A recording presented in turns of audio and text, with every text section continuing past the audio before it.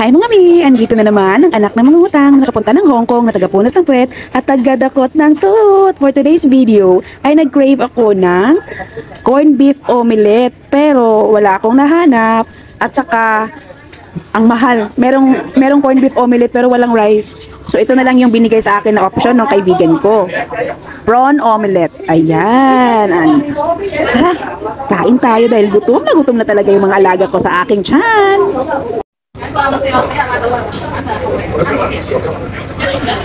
Ayan, ang yummy. Ang corned beef omelette naging shrimp omelette. Wala tayong choice. Dahil wala sila nun. Baka gagawa na lang siguro ako sa bahay. One of these days. Tapos pag nag-crave, kukutin lang sa ref. Diba? Ha? Kain po tayo ng shrimp omelette. Meron po yung shrimp omelette over rice po yan. Yan po yung rice po. Pero sure ako na hindi ko yan mauubos yung rice na yan. Ang sarap talaga. Naalala niyo yung sinabi ko na masarap yung sauce nila, na manamis-tamis ng alat.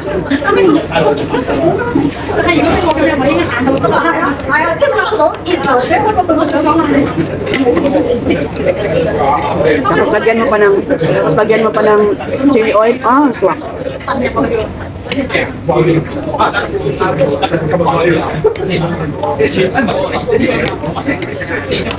Yung lunch natin para pang breakfast.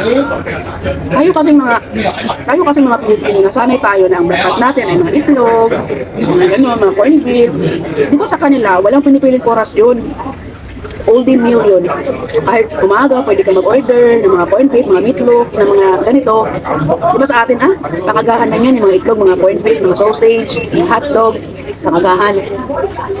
Dito, all day meal.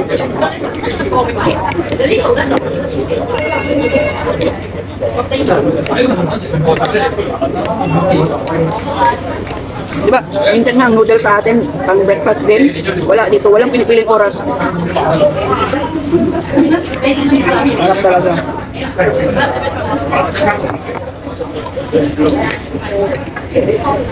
So, kayo, anong pinaka-favorite all day meal niyo? Yung gusto nyo kain, nung pinakain nyo kahit hindi siya pang-tanghalian, hindi siya pang-breakfast, hindi pang-dinner. Ako talaga, pag nagugutom ako dati, nung estudyante ako, kahit anong oras, sardinas at saka skyflakes.